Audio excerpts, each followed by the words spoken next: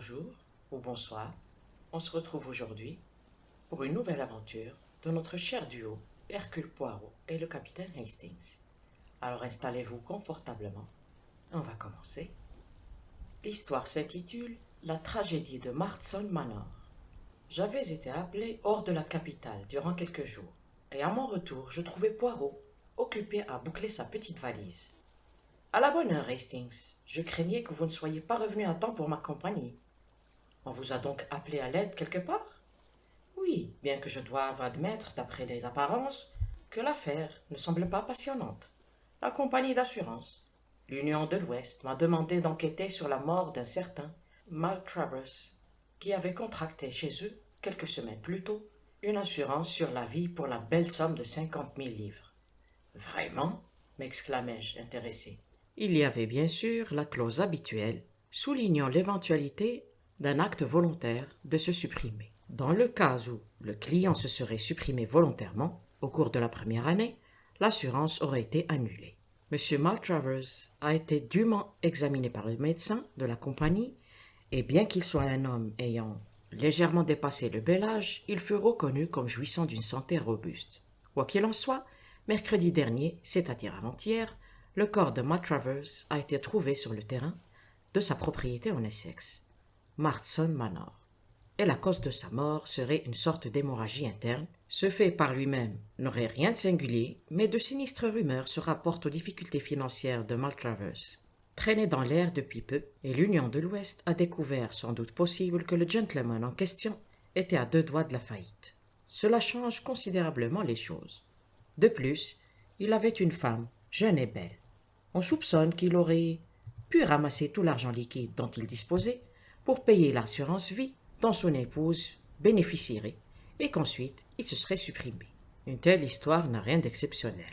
En tout cas, mon ami Alfred Wright, qui est un des directeurs de l'Union de l'Ouest, m'a demandé de découvrir la vérité sur cette affaire.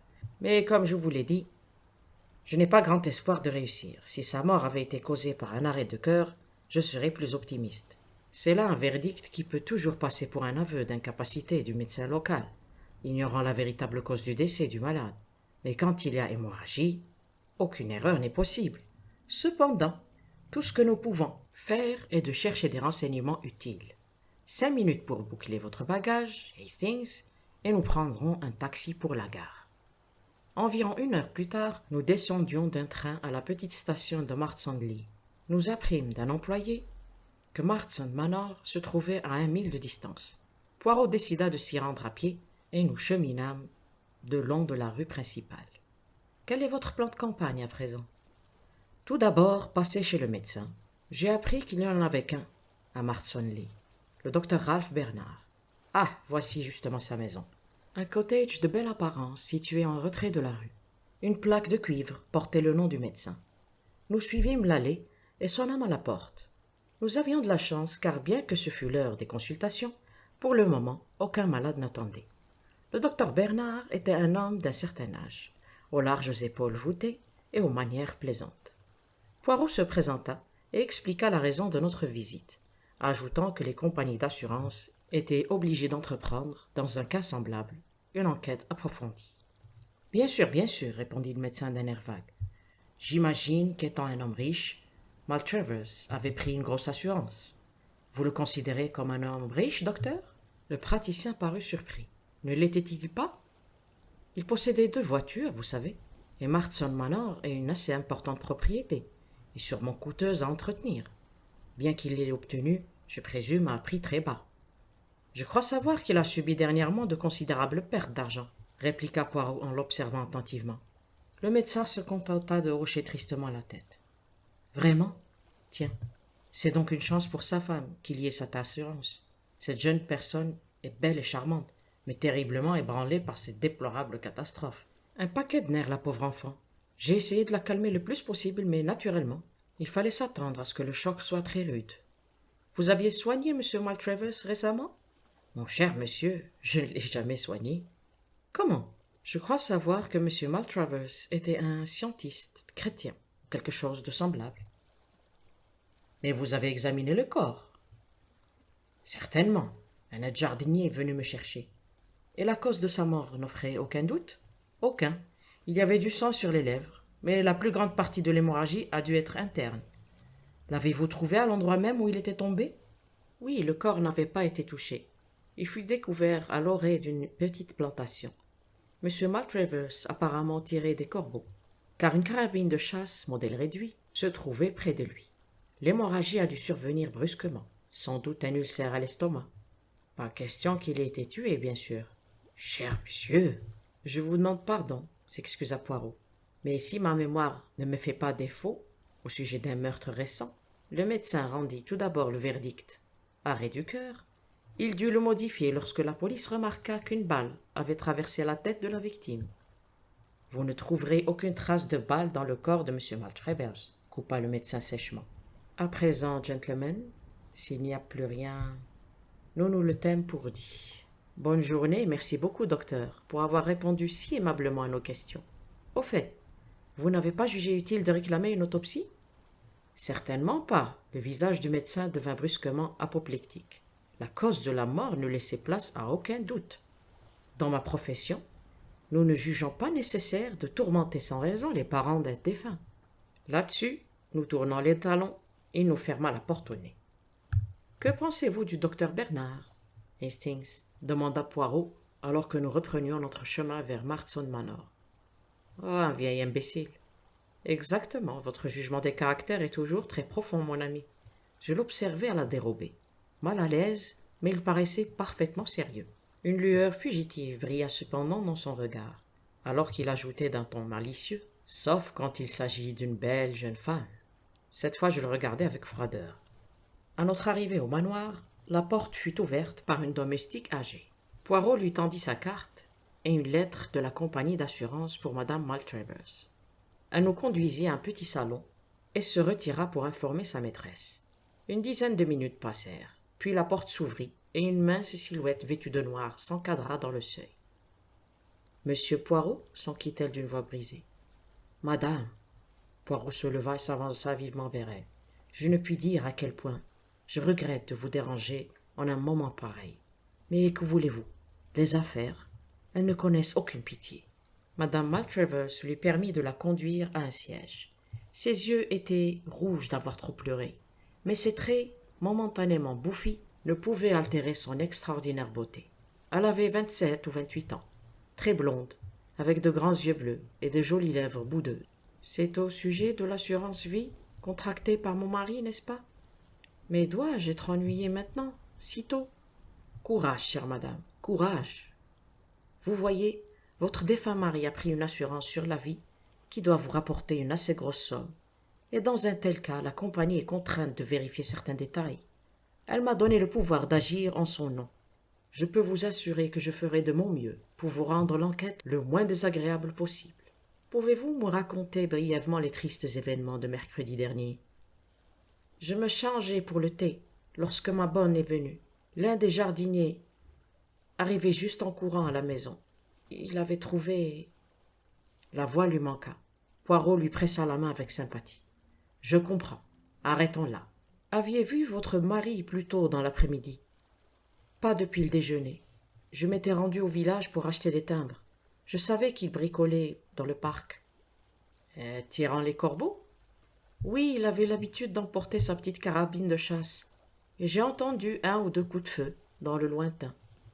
Où se trouve cette arme à présent? Dans le hall, je pense. Elle nous précéda hors de la pièce, attrapa la carabine et la tendit à Poirot, qui l'examina avec curiosité. « Je vois qu'il y a 2 balles en moins, » remarqua-t-il en rendant l'objet. « Et maintenant, madame, si je puis voir... » Il s'interrompit avec délicatesse. « La servante vous conduira, » murmura-t-elle en détournant les yeux. La bonne, appelée, conduisit Poirot à l'étage. Je restai avec la ravissante et malheureuse veuve. Il était difficile de savoir s'il valait mieux parler ou garder le silence. Je hasardai une ou deux remarques d'ordre général, auxquelles elle répondit d'un air absent, et Poirot nous rejoignit. « Je vous remercie pour toutes vos bontés, madame. Je ne pense pas qu'on ait besoin de vous tourmenter plus avant. Au fait, êtes-vous au courant de la situation financière de votre époux? » Absolument pas. Je ne connais rien à ces questions. Alors, vous ne pouvez nous donner aucun éclaircissement sur le motif qui a pu le pousser à souscrire brusquement à une assurance vie. Nous n'avons été mariés qu'un peu plus d'une année, mais je puis vous renseigner sur sa soudaine décision. Mon mari était absolument persuadé qu'il ne vivrait pas longtemps. Il pressentait sa mort prochaine. J'imagine qu'il avait eu une hémorragie par le passé, et qu'il savait qu'une seconde lui serait fatale. J'ai essayé de dissiper ses sombres appréhensions, mais en vain. Hélas, il ne se trompait pas. Les yeux remplis de larmes, elle nous salua avec dignité.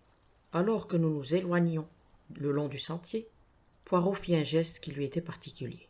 « Eh bien voilà, nous retournons à Londres, mon ami. Il semble n'y avoir aucune souris dans le nid. Et cependant... » « Cependant quoi ? Une légère contradiction sans plus. L'avez-vous remarqué ? Non. Mais la vie est pleine de contradictions. Il est certain que Maltravers ne peut s'être ôté la vie. Aucun poison ne provoque une pareille hémorragie, ni ne met un tel flot de sang dans la bouche. Non, non, je dois me résigner, Hastings, à accepter l'événement tel qu'il est, franc et loyal. Mais qui arrive là-bas ? Un grand jeune homme venait vers nous à longue enjambée. Il nous dépassa sans nous saluer. Au passage, je remarquai qu'il n'était pas laid du tout, avec son visage fin très bronzé, témoignant d'un long séjour sous un climat tropical. Un jardinier occupé à balayer les feuillages, s'étant interrompu un moment dans sa tâche, Poirot alla rapidement vers lui. « Dites-moi, je vous prie, qui est ce gentleman ? Le connaissez-vous ? » « Je ne me souviens pas de son nom, monsieur, bien que je l'ai entendu prononcer. Il a passé la nuit ici, mardi dernier. » Nous nous hâtâmes sur la trace de la silhouette qui s'éloignait le long du sentier. L'apparition d'une forme vêtue de noir sur la terrasse à l'angle de la maison, notre gibier isolé, et nous sur ses talons, nous permirent d'être témoins de la rencontre. À la vue du jeune homme, madame Maltravers pâlit, chancelant presque. « Vous » souffla-t-elle. « Je vous croyais en mer, en route pour l'Afrique orientale. » Une lettre inattendue de mes hommes de loi m'a retenu à la dernière minute. Mon vieil oncle d'Écosse est mort brusquement, me laissant de l'argent. En l'occurrence, il valait mieux que j'annule mon départ.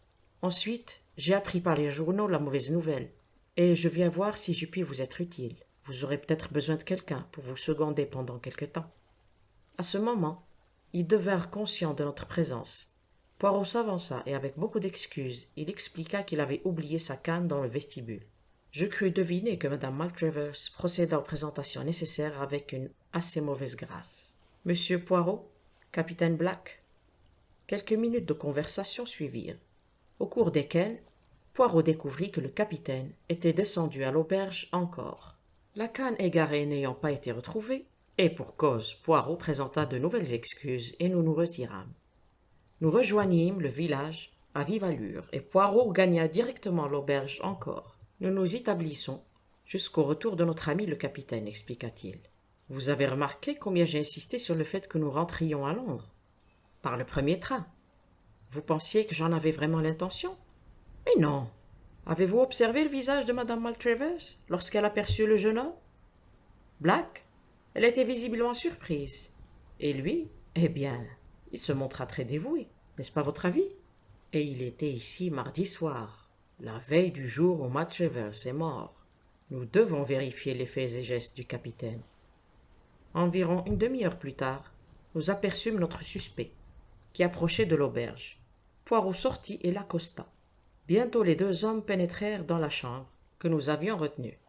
Après avoir expliqué au capitaine Black la mission qui l'avait amené dans cette maison, il lui dit « Vous comprenez à présent qu'il me faut connaître l'état d'esprit dans lequel M. Maltravers se trouvait juste avant sa mort.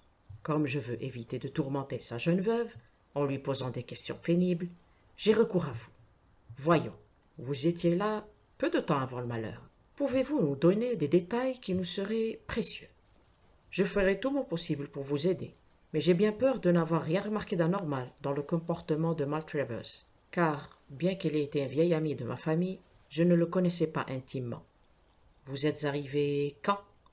Mardi dans l'après-midi, pour repartir mercredi de bonne heure, car mon bateau levait l'ancre de Tilbury vers midi.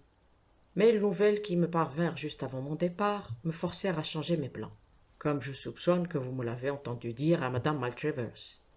Vous retourniez en Afrique orientale, n'est-ce pas? Oui, j'y vis depuis la fin de la guerre. Un pays merveilleux. Certainement. À propos, de quoi a-t-on parlé au dîner? Oh, je ne sais plus, les vieux sujets habituels. Maltravers m'a demandé des nouvelles de mes parents. Puis nous avons discuté le problème des réparations allemandes. Ensuite, Madame Maltravers m'a posé un tas de questions sur l'Afrique orientale. Et je leur ai raconté une ou deux histoires. C'est à peu près tout, je crois. Merci. Poirot resta un moment silencieux, puis il déclara doucement. Avec votre permission, j'aimerais tenter une petite expérience. Vous nous avez rapporté tout ce que votre être conscient se rappelait. Mais je voudrais à présent questionner votre subconscient. De la psychanalyse? S'écria Black visiblement alarmé. Oh non, rassurez-vous, je vais vous expliquer. Je vous donne un mot, vous répondez par un autre, et ainsi de suite. Vous prononcez n'importe quel mot, le premier qui vous vient à l'esprit, d'accord? D'accord, répondit le jeune homme apparemment mal à l'aise. Prenez les mots en note, je vous prie, Hastings. Poirot sortit de sa poche sa grande montre bombée, qu'il déposa sur la table devant lui. Nous commençons. Jour. Après une légère hésitation, Jack lança. Nuit. Au fur et à mesure que Poirot poursuivait l'expérience, les réponses me parurent plus spontanées. No. Lieu. Bernard. Chaud. Mardi. Dîner. Voyage. Bateau. Pays. Ouganda. Histoire. Lion. Petite carabine de chasse. Ferme. Coup de feu. Suicide. Éléphant. Défense. Argent. Notaire.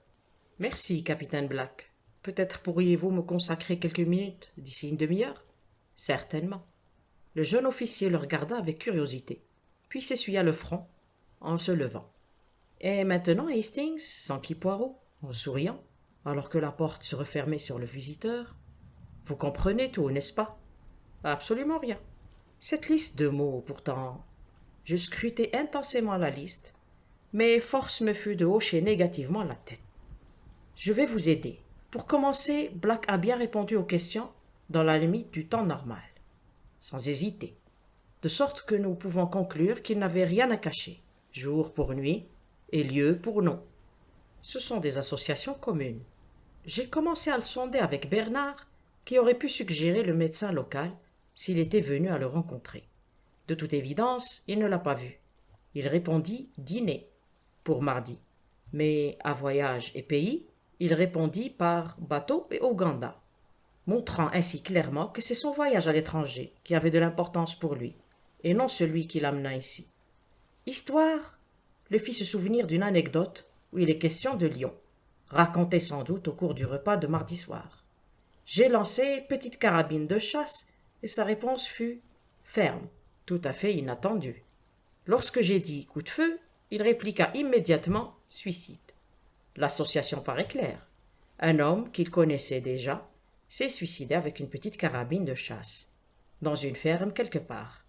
N'oubliez pas que son esprit est encore axé sur les histoires qu'il a racontées mardi soir, et je pense que vous découvrirez aisément que je ne suis pas loin de la vérité.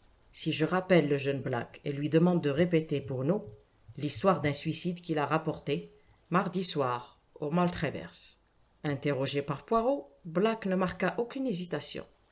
Oui, à présent que j'y pense, je leur ai bien raconté une pénible affaire. Un type s'est ôté la vie dans une ferme du pays d'où je viens. Il usa d'une petite carabine de chasse. La balle lui traversa le palais et le cerveau. Les médecins n'y comprenaient rien. Ils ne trouvèrent aucune marque, sinon un mince filet de sang sur les lèvres. Mais quel rapport cette histoire a-t-elle avec M. Maltravers? Je vois que vous ignorez qu'on a découvert une arme identique à ses côtés. Vous voulez dire qu'inconsciemment, je lui ai suggéré... Mais c'est affreux! Ne vous désespérez pas. Cela serait arrivé d'une manière ou d'une autre. Eh bien, il faut que je téléphone à Londres. Poirot eut une longue conversation téléphonique et revint pensif. Il sortit seul dans l'après-midi, et ce ne fut pas avant 7 heures qu'il annonça qu'il ne pouvait attendre plus longtemps pour apprendre la nouvelle à la jeune veuve. Être laissé ainsi sans ressources et découvrir en même temps que son mari s'était ôté la vie pour assurer son avenir s'avérait un lourd fardeau à supporter pour n'importe quelle femme. Je nourrissais cependant le secret espoir que le jeune Black se montrerait capable de la consoler, lorsque le temps aurait atténué sa première douleur. De toute évidence, il l'admirait énormément. Notre entretien avec la jeune veuve fut pénible. Elle refusa avec véhémence de croire aux faits que Poirot avançait. Puis, lorsqu'elle fut finalement convaincue, elle s'effondra, versant des larmes amères. Un examen du corps confirma nos soupçons. Poirot était désolé pour la jolie veuve, mais après tout, il représentait la compagnie d'assurance et ne pouvait rien faire d'autre. Alors que nous nous apprêtions à sortir, il se tourna vers madame Maltravers et remarqua gentiment: « Madame, vous, mieux que personne, devriez savoir que la mort n'existe pas. » Elle se troubla et ouvrit de grands yeux. « Que voulez-vous dire? N'avez-vous jamais pris part à des séances de spiritisme?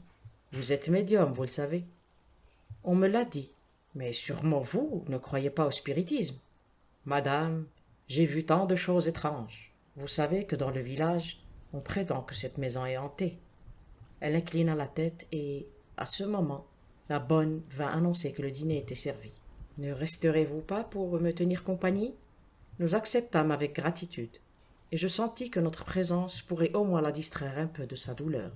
Nous finissions juste notre potage lorsqu'un cri s'éleva de l'autre côté de la porte, suivi d'un bruit de vaisselle brisée. Nous sursautâmes. La bonne apparut, pressant ses mains sur son cœur. Un homme, debout dans le passage. Poirot bondit hors de la pièce et revint rapidement. « Il n'y a personne. »« En êtes-vous sûr, monsieur ?» demanda faiblement la domestique. « Oh, ça m'a donné un coup. »« Mais pourquoi ?» Elle baissa le ton pour chuchoter. « J'ai cru que c'était le maître, il lui ressemblait. » Je vis madame Maltravers frissonner de terreur, et mon esprit vola vers la vieille superstition, affirmant qu'un suicidé ne peut rester en paix. Notre hôtesse y pensa sûrement aussi, car une minute plus tard, elle agrippa le bras de Poirot en poussant un cri. « N'avez-vous pas entendu? Ces 3 coups sur la vitre. C'est la façon dont il frappait toujours lorsqu'il faisait le tour de la maison. »« Le lierre !» m'écriai-je. « C'était le lierre qui heurtait le carreau. » Mais une sorte de terreur nous avait tous gagnés. La bonne était visiblement affolée, et lorsque le repas fut terminé, madame Maltravers supplia Poirot de rester encore un peu. Elle redoutait évidemment de se retrouver seule. Nous nous installâmes dans le petit salon. Le vent se levait et mugissait autour de la maison d'une manière quasi irréelle. 2 fois la porte de la pièce s'entr'ouvrit doucement, et chaque fois la jeune femme se serra contre moi avec un halètement de terreur. « Ah, mais cette porte est ensorcelée !» cria finalement Poirot, furieux. Il se leva, la poussa, tournant la clé dans la serrure. « Je la ferme à clé, là. »« N'en faites rien, » souffla madame Maltravers. Si elle devait se rouvrir à présent... Et à l'instant même où elle prononçait ces mots, l'impossible se produisit. La porte verrouillée s'entrebâilla lentement. De ma place, je ne pouvais apercevoir l'ouverture, mais Poirot et notre hôtesse lui faisaient face. Elle poussa un long cri et se tourna vers son voisin. « Vous l'avez vu là, dans le passage ?» Mon ami la regarda avec un visage interrogateur, puis hocha négativement la tête. Elle insista. « Je l'ai vu, mon mari. Vous devez l'avoir vu aussi. »« Madame, je n'ai rien remarqué. Vous n'êtes pas bien. Vos nerfs... »« Je suis parfaitement bien. Oh mon Dieu !» Des lumières vacillaient brusquement, puis s'éteignirent. Dans le noir, 3 coups distincts résonnèrent. J'entendais madame Maltravers gémir. Puis, je vis. L'homme que j'avais contemplé étendu sur son lit à l'étage au-dessus se tenait debout, éclairé par une faible lueur fantomatique. Il y avait du sang sur ses lèvres, et il tenait sa main droite pointée en avant. Soudain, une lumière radiante sembla se dégager de lui, passer au-dessus de la tête de Poirot et de la mienne pour s'arrêter sur la jeune femme, dont le visage reflétait la terreur. Je remarquai autre chose qui me fit crier. « Grand Dieu, Poirot, regardez sa main droite. Elle est toute rouge. » Madame Maltravers fixa sa main, et après un haut le corps glissa sur le sol. « Du sang !» hurla-t-elle hystérique. « Oui, c'est du sang. Je l'ai tué, c'est moi. Il me montrait. J'ai mis la main sur la gâchette et j'ai pressé. Sauvez-moi de lui, sauvez-moi. Il est revenu. » Sa voix mourut dans un râle. « Lumière !» lança Poirot. Comme par magie, l'électricité jaillit. Voilà, continua-t-il. Vous avez entendu, Hastings. Et vous aussi, Everett. Ah, au fait, je vous présente Monsieur Everett, un personnage assez connu dans les milieux du théâtre. Je lui avais téléphoné cet après-midi. Ne trouvez-vous pas son maquillage parfait? Il ressemble assez au mort, et avec une touche de produit phosphorescent nécessaire, il a su créer l'impression voulue. Et maintenant, il ne faut pas que nous rations notre train. L'inspecteur Japp est dehors, près de la fenêtre. Une mauvaise nuit. Mais il a pu tromper son ennemi en frappant le carreau pour se distraire. Vous voyez, continua Poirot, alors que nous avancions à grands pas à travers le vent et la pluie, il y avait bien une légère contradiction. Le médecin semblait penser que le mort était un scientiste chrétien. Mais qui aurait pu lui donner cette impression sinon madame Maltravers? Cependant, à nous, elle décrivit son mari comme vivant dans l'appréhension à cause de sa santé. Autre remarque. Pourquoi fut-elle si troublée par l'apparition inattendue du jeune Black? Et finalement, bien que les conventions exigent qu'une femme porte le deuil de son mari et le pleure, je ne prise pas beaucoup ces paupières si rouges. Vous ne les trouvez pas remarquées? À Hastings? Non? Comme je vous le dis toujours, vous ne voyez jamais rien. Je ne protestai pas, et Poirot continua. Il existait deux possibilités. L'histoire racontée par Black avait-elle suggéré une ingénieuse méthode de suicide à M. Maltravers, ou bien sa femme, ayant écouté le récit, y vit-elle un moyen commode de commettre un meurtre? J'optai pour la deuxième hypothèse, car pour se tirer dans la bouche de la manière indiquée, Maltravers aurait été obligé de presser la gâchette avec ses doigts de pied. C'est du moins ce que j'imagine. Si donc Maltravers avait été trouvé étendu avec une botte en moins, nous en aurions certainement entendu parler. Un détail si étrange n'eût pas manqué d'être remarqué. En fait, j'inclinais à croire que nous nous trouvions en présence d'un meurtre, mais je ne possédais pas l'ombre d'une preuve pour appuyer ma théorie. De là, la petite comédie que vous m'avez vu jouer ce soir. J'avouai. Même à présent, je ne réalise pas très bien ce crime et son exécution. Commençons par le commencement. Nous avons une jeune femme, clairvoyante et calculatrice, qui, connaissant la débâcle financière de son mari, hélas d'un compagnon vieillissant qu'elle n'avait épousé que pour son argent, pousse ce dernier à contracter une importante assurance sur la vie en sa faveur. Ceci fait, elle cherche le moyen d'accomplir son dessein. La chance le lui offre. L'étrange aventure racontée par le jeune officier. L'après-midi suivant, lorsque monsieur le capitaine est en haute mer, comme elle le pense, elle et son mari flânent sur les pelouses. J'imagine leur dialogue. Quelle bizarre histoire Black nous a racontée hier soir au souper, observe-t-elle. Un homme peut-il vraiment se ôter la vie de cette façon? Montrez-moi, si c'est possible. Le pauvre fou lui montre, et il place l'extrémité du fusil dans sa bouche. Elle se baisse et pose la main sur la gâchette, riant en levant les yeux sur lui. Et maintenant, monsieur, conclut-elle, friponne, supposons que je presse la gâchette. Et alors, Hastings, elle la presse. Fin. Voilà, c'est terminé pour aujourd'hui. J'espère que cette aventure vous a plu. N'hésitez pas à mettre un j'aime et à commenter. On se retrouve bientôt pour une autre histoire. Je vous dis portez-vous bien. À très bientôt. Et merci.